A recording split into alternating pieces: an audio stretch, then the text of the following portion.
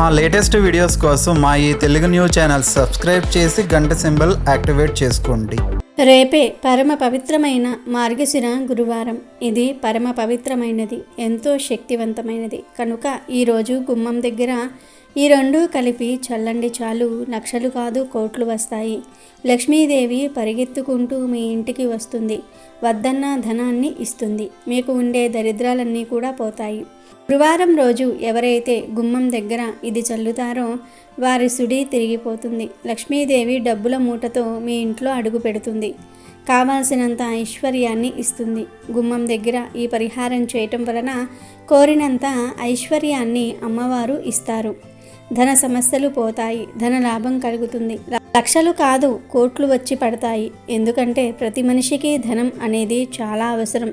ధనం కావాలని ప్రతి మనిషి కోరుకుంటూ ఉంటాడు. వందలు సంపాదించేవారు వేలు సంపాదించాలని అనుకుంటూ ఉంటారు, వేలు సంపాదించేవారు లక్షలు సంపాదించాలని అనుకుంటూ ఉంటారు, లక్షలు సంపాదించేవారు కోట్లు సంపాదించాలని అనుకుంటూ ఉంటారు, కోట్లు సంపాదించేవారు ఇంకా ఎక్కువ ధనం సంపాదించి కోటీశ్వర్లుగా మారిపోవాలని అనుకుంటూ ఉంటారు. ఇలా ప్రతి మనిషి మరింత ధనం సంపాదించాలని అనుకుంటూ ఉంటారు, సంపాదన పెరగాలని కోరుకుంటూ ఉంటారు.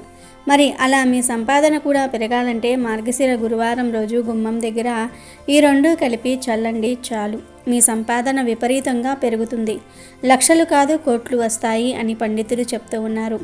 మరి మార్గశిర గురువారం రోజు గుమ్మం మీద ఏ రెండూ కలిపి చల్లాలి అనే విషయాన్ని ఇప్పుడు మనం ఈ వీడియోలో వివరంగా తెలుసుకుందాము. విషయానికి వెళ్లే ముందు ఫ్రెండ్స్, మీరు ఇప్పటి వరకు ఈ వీడియోని లైక్ చేయకపోతే వెంటనే లైక్ చేయండి. అలాగే మా ఛానల్ని కూడా సబ్స్క్రైబ్ చేసుకుని మాకు సపోర్ట్ చేయండి. సాధారణంగా శుక్రవారం రోజున లక్ష్మీ పూజలు చేయటం మనకు తెలిసిందే. అయితే మార్గశిర మాసంలో గురువారాలకు అత్యంత ప్రాధాన్యత ఉంటుంది. ఈ మాసంలో ప్రతి గురువారము లక్ష్మీ వ్రతం చేస్తే లక్ష్మీ కటాక్షం లభిస్తుందని పురాణాలు చెప్తూ ఉన్నాయి. మార్గశిర మాసం శ్రీ మహావిష్ణువుకు కూడా చాలా ఇష్టమైనటువంటి మాసం. మాసానాం మార్గశీర్షోహం అంటే మాసాలలో మార్గశిర మాసం తానే అని స్వయముగా శ్రీకృష్ణ పరమాత్ముడు విభూతి యోగంలో చెప్పబడింది. కార్తీక మాసం నెల రోజుల పాటు భక్తిభావంతో మునిగి తేలే తెలుగు ప్రజలు మార్గశిర మాసంలో అంతకి మించి అన్నట్టుగా ఉంటారు. ముఖ్యంగా ఈ నెలలో లక్ష్మీదేవి పూజ చేస్తే అష్టైశ్వర్యాలు సిద్ధిస్తాయని భక్తుల విశ్వాసం. శ్రీ మహావిష్ణువుకు ప్రీతిపాత్రమైన ఈ మాసం మహాలక్ష్మికి కూడా మక్కువే. ఈ నెలలో ప్రతి గురువారము లక్ష్మీదేవిని ఎవరైతే ధ్యానిస్తూ ఉంటారో వారిపై లక్ష్మీ అనుగ్రహం ఉంటుంది. ఈ నెలలో అత్యంత ముఖ్యమైనవి మార్గశిర లక్ష్మీ వారాలు. తెలుగు ఆడపడుచులు మార్గశిర మాసంలో వచ్చే ప్రతి గురువారము లక్ష్మీ పూజ చేస్తారు. మార్గశిర మాసంలో వచ్చే గురువారం నాడు చేసే పూజను మార్గశిర లక్ష్మీవార వ్రతము అంటారు. సంవత్సరానికి ఒక్కసారి వచ్చే మార్గశిర మాసంలో ఈ పూజను చేస్తారు. ఈ వ్రతము లక్ష్మీదేవికి చాలా ప్రీతికరమైనది అని పరాశర మహర్షి నారదుడికి తెలిపారు. మార్గశిర నెలలో లక్ష్మీ పూజ చేసుకుని మార్గశిర లక్ష్మీవార వ్రతమును ఆచరించుట వల్ల రుణ సమస్యలు తొలగి శ్రేయస్సు, సంపద మరియు ఆరోగ్యం కలుగునని విశ్వాసం. మార్గశిర లక్ష్మీవార వ్రత పూజా విధానం దీపావళి లక్ష్మీ పూజ మరియు వరలక్ష్మీ పూజ వలె ఉన్నప్పటికీ అమ్మవారికి సమర్పించే నైవేద్యం వైవిధ్యమైనది. ఈ పూజ ఎలా చేయాలి అంటే మార్గశిర గురువారాలలో ఉదయమునే నిద్రలేచి ఇల్లు శుభ్రం చేసి శుచిగా స్నానం చేయవలెను. ప్రత్యేకించి పూజ ముగిసే వరకు తలకు నూనె రాసుకొనుట, దువ్వుకొనుట చేయరాదు. చక్కగా అలంకరించబడిన లక్ష్మీ అమ్మవారి యొక్క చిత్రపటమును లేదా చిన్న విగ్రహమును పూజకు సిద్ధం చేసుకోవలెను. మొట్టమొదట గణపతికి ప్రథమ పూజ చేయవలెను. గణపతి పూజ అనంతరం లక్ష్మీ అమ్మవారికి అందాంగ షోడశోపచార మరియు అష్టోత్తర పూజను చేయాలి. ప్రతి గురువారము ప్రత్యేక నైవేద్యం సమర్పించాలి. తర్వాత మార్గశిర లక్ష్మీ పూజ కథ చదువుకొని అక్షింతలను శిరస్సున ధరించాలి. లక్ష్మీ పూజ మార్గశిర నెలలో అన్ని గురువారాలు చేస్తారు. కేవలం 4 గురువారాలు మాత్రమే మార్గశిర మాసంలో ఉంటాయి. కానీ ఈ లక్ష్మీ పూజ పుష్యమాసంలో వచ్చే మొదటి గురువారం నాడు కూడా చేయాలి. అదే ఇక్కడ విశేషం. అంటే మార్గశిర మాసంలో వచ్చే అన్ని గురువారాలలో పూజ చేసుకొని పుష్యమాసంలో వచ్చే మొదటి గురువారం నాడు ఉద్యాపన చేసుకోవాలి. ఆ రోజు కూడా అమ్మవారి పూజ చేసుకొని కథ చదువుకొని అక్షింతలు తలపై వేసుకోవాలి. ఒక ముత్తైదువుని పిలిచి భోజనం పెట్టి 9 పూర్ణం బూరెలు పెట్టి దక్షిణ తాంబూలాలు ఇవ్వవలెను. శక్తి ఉన్నవారు చీర కూడా పెట్టవచ్చును, లేకపోతే జాకెట్ ముక్కతో సరిపెట్టవచ్చును. మార్గశిర లక్ష్మీవార వ్రతం సమయంలో అమ్మవారికి ఏ నైవేద్యాలు పెట్టాలి అనే విషయానికి వస్తే, మొదటి గురువారము పులగం పెట్టాలి, 2వ గురువారము అట్లు పెట్టాలి, 3వ గురువారం అప్పాలు లేదా పరమాన్నము ఏదైనా సరే పెట్టవచ్చు, 4వ గురువారం చిత్రాన్నం లేదా గారెలు పెట్టాలి, 5వ గురువారం పూర్ణం బూరెలు పెట్టాలి. మార్గశిర గురువారం రోజు ఆడవారు ఎంత త్వరగా వీలైతే అంత త్వరగా నిద్రలేస్తే మంచిది. ఇక ఈరోజు ఉదయం సాయంత్రం స్నానం చేసే నీటిలో 5 తులసి ఆకులను కానీ లేదా 1 స్పూన్ అంత గలులుపును కానీ వేసుకొని స్నానం చేయాలి. అలా స్నానం చేసే సమయంలో గంగా గంగా గంగా అని 3 సార్లు అనుకుంటే చాలా మంచిది.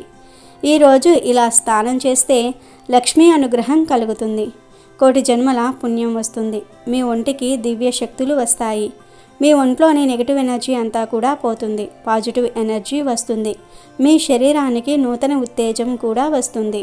అలాగే ఈ మార్గశిర లక్ష్మీవార పూజ లేదా వ్రతం చేసే మహిళలు పసుపు రంగులో ఉండే దుస్తులు లేదా చీర ధరించి అమ్మవారిని పూజించుకుంటే అష్టైశ్వర్యాలు సిద్ధిస్తాయి, సులభంగా అమ్మవారి అనుగ్రహం కలుగుతుంది.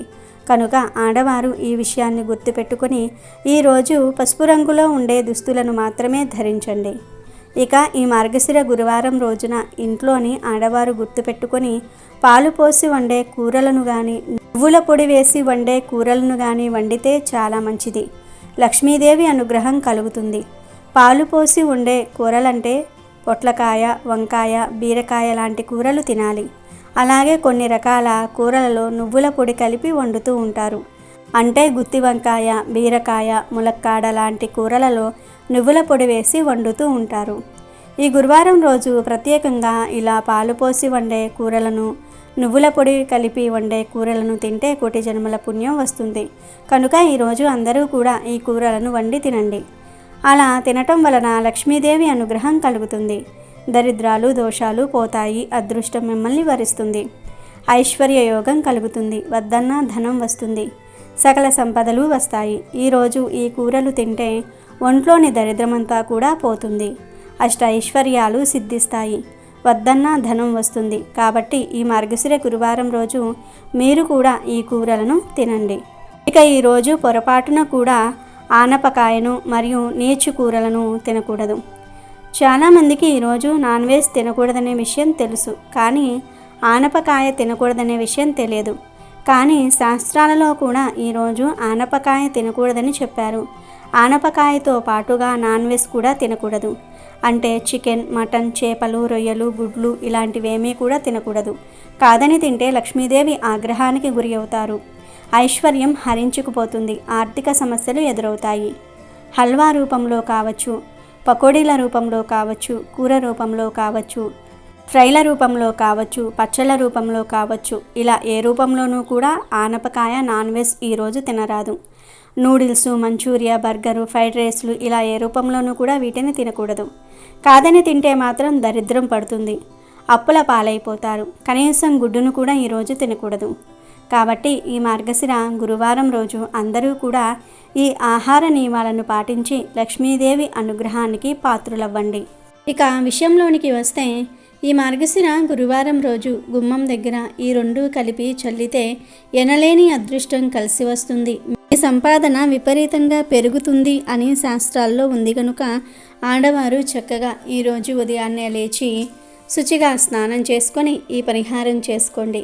మీరు లక్ష్మీ పూజ చేసినా చేయకపోయినా ఈ పరిహారం చేసుకోవచ్చు, ఏమీ లేదు. ఈ గురువారం రోజు ఉదయం 6 తర్వాత చక్కగా ఒక గాజు గ్లాసును తీసుకోండి. తీసుకొని ఆ గ్లాసులో ముందైతే కొంచెం తులసి మొక్క మొదట్లోని మట్టి ఉంటుంది కదా, ఆ మట్టిని వేయండి. అంటే ఒక 1/2 స్పూన్ అంత మట్టి వేయండి. ఎందుకంటే తులసి మొక్క మొదట్లోని మట్టి అంటే లక్ష్మీదేవికి ఎంతో ఇష్టం. ఆ మట్టికి మన కష్టాలను తొలగించే శక్తి ఉంటుంది. ఆ మట్టికి చాలా పవర్స్ ఉంటాయి కనుక కొంచెం మట్టి తెచ్చి గ్లాసులో వేయండి. ఆ తర్వాత ఈ మట్టిలో కొంచెం బెల్లం ముక్కను వేయండి. చిటికెడంతా బెల్లం వేస్తే సరిపోతుంది. బెల్లానికి దరిద్రాన్ని తొలగించే శక్తి ఉంది కనుక కొంచెం బెల్లం వేయండి. తర్వాత ఈ గ్లాసులో 4 స్పూన్ల పాలను పోయండి. 4 అంటే 4 స్పూన్ల పాలు పోస్తే సరిపోతుంది. పాలు లక్ష్మీ స్వరూపం. పాలతో పరిహారం చేస్తే ధనం అట్రాక్ట్ అవుతుంది కనుక పాలు పోసి ఆ తర్వాత వీటన్నిటిని కూడా బాగా కలిపేయండి. ఆ తర్వాత ఈ గ్లాసు మీద మీ కుడి చేతిని మూతలాగా పెట్టి ఓం శాంతి ఓం అనే మంత్రాన్ని 11 సార్లు చదవండి. తర్వాత గాజు గ్లాసులోని పాలను తీసుకుని వెళ్ళి మీ మెయిన్ డోర్ గుమ్మం పైన చల్లేయండి. పాలన్నిటినీ గుమ్మం మీద చల్లేసి ఒక నమస్కారం చేసుకోండి. మా సంపాదన పెరగాలి, మా ఇంటి వైపు ధనం ఆకర్షింపబడాలి అని మనసులో అనుకోండి. ఈ పరిహారం చేయటంతో పాటు గుమ్మాన్ని లక్ష్మీ స్వరూపంగా భావించి గుమ్మాన్ని కాలితో తన్నటం వంటి పనులు చేయకుండా జాగ్రత్తగా ఉండండి. ప్రాముఖ్యత ఉన్న గడపను కాలితో తన్నకూడదు, దానిపై కూర్చోకూడదు. ఎవరికైనా ఏదైనా వస్తువు లేదా డబ్బు ఇచ్చేటప్పుడు యువతల ఉండి అవతలి వారికి ఇవ్వకూడదు. అది శుభ సూచకం కాదని పెద్దలు చెప్తూ ఉంటారు. స్త్రీలు గడప మీద కూర్చొని కన్నీరు పెట్టుకోకూడదు. గుమ్మం ముందు డస్ట్బిన్నులు పెట్టకూడదు. అలాగే గుమ్మంపై కూర్చొని ఎలాంటి పరిస్థితుల్లోనూ కూడా భోజనం చేయకూడదు. అదేవిధంగా గుమ్మం దగ్గర గోర్లు కూడా కత్తిరించకూడదు. చాలామంది గుమ్మంపై కూర్చొని తలదువ్వుకోవటము, పూలమాల కట్టుకోవటము చేస్తూ ఉంటారు. పొరపాటున కూడా అలా చేయకూడదు. ఇలా చేయటం వల్ల లక్ష్మీదేవిని అవమానపరిచినట్లు అవుతుంది. అలాగే గుమ్మం దగ్గర చెప్పులు వదిలి వెళ్తే ఇంట్లో నుంచి లక్ష్మీదేవి వెళ్ళిపోతుంది. ఏ గృహానికైనా గుమ్మాలు తప్పనిసరిగా ఉండాలి. పల్లెటూర్లలో నిర్మించుకునే గృహాలను ఒక్కసారి గుర్తు చేసుకుంటే ఇంటి సింహద్వారం ఒక్కటే కాదు, ఆ ఇంటిలోని ఏ గదికైనా గుమ్మాలు ఉంటాయి. గుమ్మం లేని గృహం కడుపు లేని దేహం లాంటిది, పెదాలు లేని నోరులాగే ఉంటుంది. ఒక కుటుంబం క్షేమంగా ఉండడానికి చేయవలసిన పూజల్లో ముఖ్యమైనవి 2. 1 ఇలవేల్పును కొలుచుకోవటము, 2 ఇంటి ప్రధాన గుమ్మం గడపకు పూజ చేయటం. గుమ్మం ఇంటికి శ్రీరామ రక్ష, అందుకనే గుమ్మానికి పసుపు కుంకుమలతో అలంకరించమని మన పెద్దలు చెప్పారు. రోగాలను దరిచేరనీయకుండా మన గూటిని అపరిశుభ్రతకు తావు లేకుండా ఉంచుకోవడానికి ఇంటికి గుమ్మం ఉండాలి. ప్రతిరోజు గుమ్మంను శుద్ధి చేసుకోవాలి. అప్పుడే ఆ ఇంటికి గుమ్మం శ్రీరామ రక్షగా కాపాడబడుతుంది. కాబట్టి ప్రతి ఒక్కరూ కూడా మార్గశిర గురువారం రోజు గుమ్మం మీద ఈ 3టిని కలిపి చల్లండి. శుభ ఫలితాలను పొంది ఆనందంగా జీవించండి. పురాణాల్లో ఈ మార్గశిర లక్ష్మీవార మహత్యాన్ని తెలియజేసే కథలు కూడా ఉన్నాయి.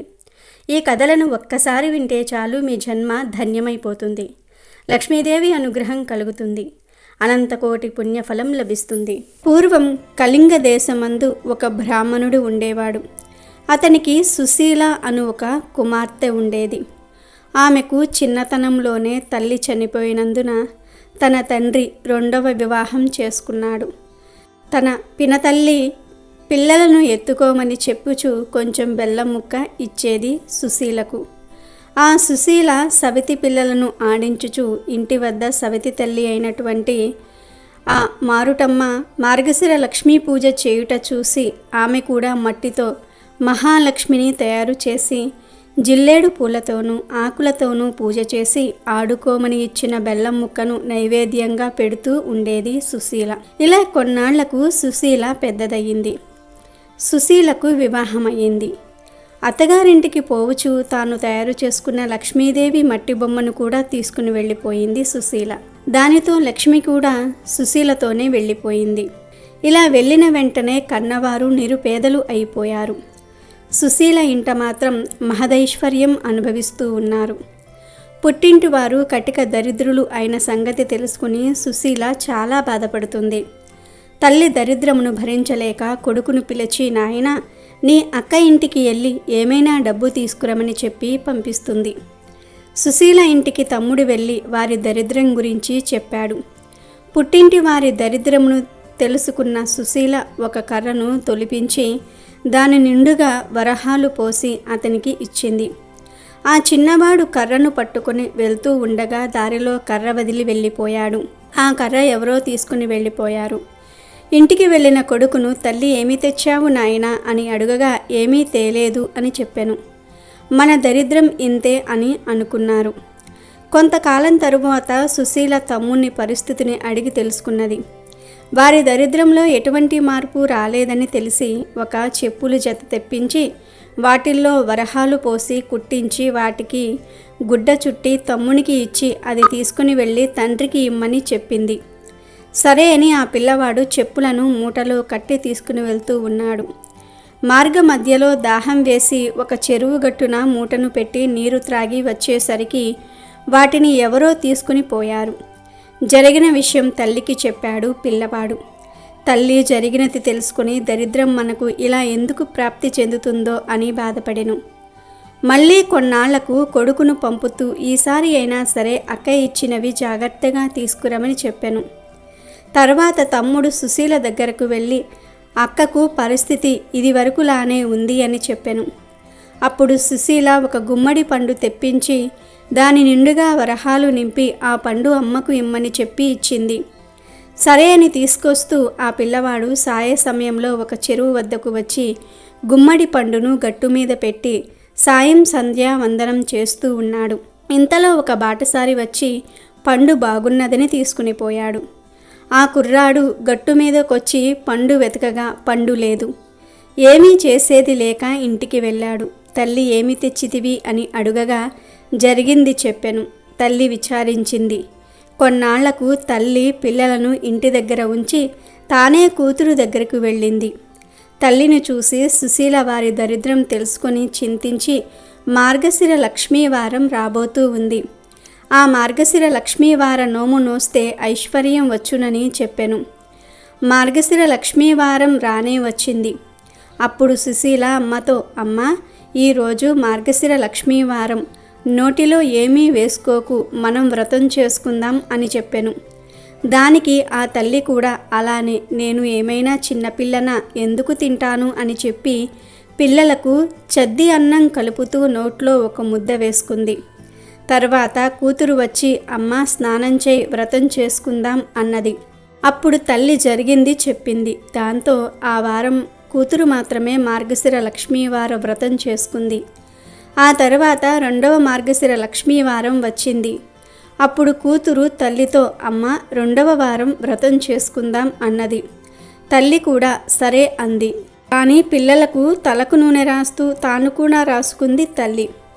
మార్గశిర లక్ష్మీవార వ్రతం చేసేవారు తలకు నూనె రాసుకోకూడదు అనేది నియమం. దానితో తల్లికి ఆ వారం కూడా వ్రతం వీలు కాలేదు.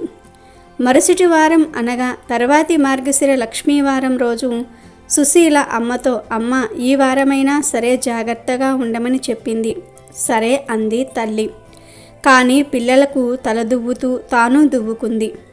మార్గశిర లక్ష్మీవార వ్రతం చేసేవారు తల దువ్వుకోకూడదు అనేది నియమం.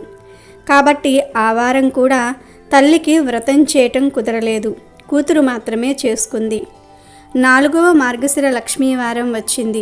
అప్పుడు సుశీల ఈసారైనా జాగ్రత్తగా ఉండమని తల్లికి చెప్పి తల్లి ఏ పని చేయకుండా ఉండడానికి ఒక గోతిలో కూర్చోబెట్టింది. పని అయిన తర్వాత అమ్మను తీసుకుని వచ్చి స్నానం చేసి పూజ చేసుకుందాం అని పిలువగా తల్లి, పిల్లలు అరటి పండు తిని నేను కూర్చున్న చోట అరటి తోలు వేశారు, నేను ఏమీ తోచక అది తిన్నా అని చెప్పింది. అయ్యో అని తలచి కూతురు పూజ చేసుకుంది. 5వ వారం మార్గశిర లక్ష్మీవారం ఆఖరి వారం వచ్చింది. అప్పుడు సుశీల తల్లిని తన కొంగుకు కట్టుకొని పని పూర్తి చేసుకొని తల్లితో స్నానం చేయించి వ్రతం చేయించుకుంది. పూర్ణాలు కుడుములు తల్లితో నైవేద్యం పెట్టించింది. కానీ మహాలక్ష్మి సుశీల పెట్టిన పూర్ణము కుడుములు స్వీకరించింది. తల్లి పెట్టిన పూర్ణం కుడుములు స్వీకరించక దూరంగా వెళ్ళిపోయింది. అప్పుడు సుశీల లక్ష్మీదేవితో, ఏమి అమ్మ అలా వెళ్ళిపోతూ ఉన్నావు అని అడుగుతుంది. దానికి లక్ష్మీదేవి సుశీలతో, నీ చిన్నతనంలో నువ్వు బొమ్మలతో ఆడుకుంటూ ఉంటే మీ అమ్మ నిన్ను చీపురుతో కొట్టింది, అందుకే వెళ్ళిపోతూ ఉన్నా అని చెప్పింది. అప్పుడు సుశీల తన తల్లి చేసిన దానికి క్షమించమని ప్రార్థించింది. లక్ష్మీదేవి మళ్ళీ నీ తల్లితో వ్రతం చేయించు అని చెప్పి అదృశ్యమయ్యింది. సరే అని మొదటి వారం పులగము, 2వ వారం అట్లు తిమ్మన్నం, 3వ వారం అప్పాలు పరమన్నం, 4వ వారం చిత్రాన్నం గారెలు. పుష్యమాసంలో మొదటి వారంలో పూర్ణము కుడుములు వడ్డించి తల్లితో నోము నోయించింది సుశీల. వ్రత అక్షింతలు తల మీద వేసుకున్నారు. అప్పటి నుండి తల్లికి సకల సంపదలు కలిగి అంత్యమందున విష్ణు లోకమునికి వెళ్ళెను. కాబట్టి ఆ లక్ష్మీదేవిని భక్తితో ఆరాధించిన వారికి ఆలస్యమైన సంపదలు తప్పక లభిస్తాయి. మార్గశిర లక్ష్మీవారం చాలా పవిత్రమైన రోజు. లక్ష్మీదేవికి ఎంతో ఇష్టమైన రోజు. ఈరోజు ఒక్క తమలపాకుతో ఇలా చేయండి చాలు, బంగారము నగలు కొంటూనే ఉంటారు. ఎవరైతే ఆడవారు బంగారం కొనాలని ఆశపడుతూ ఉంటారో వారు చక్కగా ఈ పరిహారాన్ని చేసుకోండి. ఈ పరిహారం చేసుకోవటం వలన మీకు కోరుకున్నంత ధనం వస్తుంది, కోరింది కొనుక్కునే శక్తి వస్తుంది, మీ జీవితం అనేది అద్భుతంగా మారిపోతుంది. కాబట్టి మార్గశిర గురువారం రోజు అందరూ తమలపాకుతో ఈ పరిహారం చేయండి. అలా చేయటం వలన చాలా అద్భుతమైన ఫలితం వస్తుంది. మీరే ఆ ఫలితాన్ని చూసి ఆశ్చర్యపోతారు. చాలామంది ఆడవారు బంగారాన్ని చూసి ఆశపడుతూ ఉంటారు.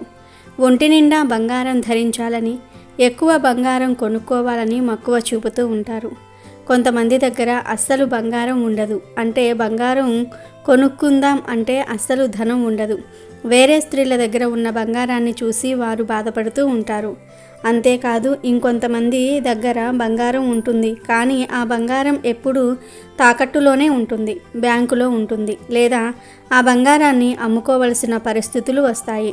ఆ బంగారం విషయంలో ఎలాంటి సమస్యలు ఉన్నా పోవడానికి మరియు బంగారం కొనుక్కోవడానికి పరిహారం బాగా ఉపయోగపడుతుంది.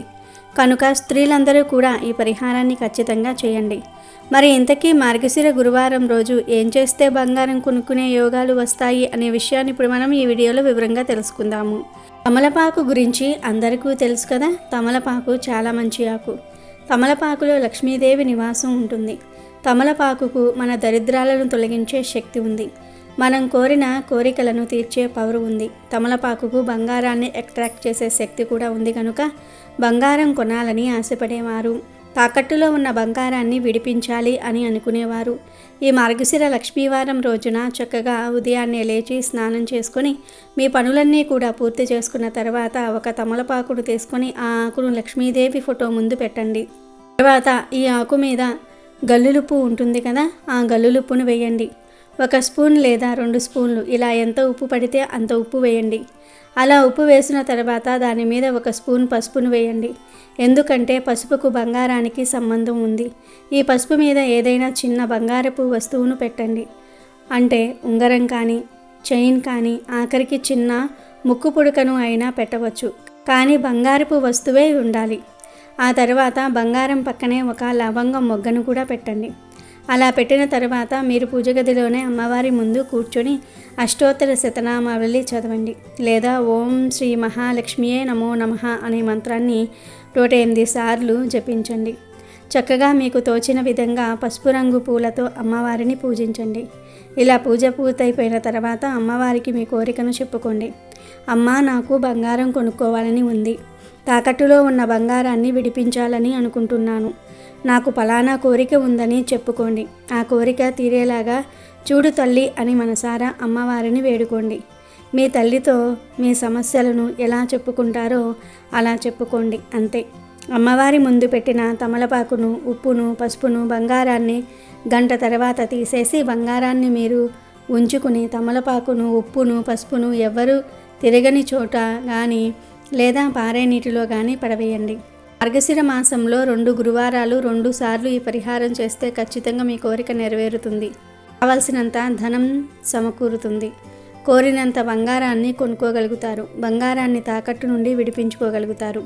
కనుక బంగారం కొనాలని అనుకునేవారు, బంగారాన్ని తాకట్టు నుండి విడిపించాలని అనుకునేవారు మార్గశిర గురువారం రోజు తప్పనిసరిగా ఈ పరిహారం చేసి శుభ ఫలితాలను పొందండి.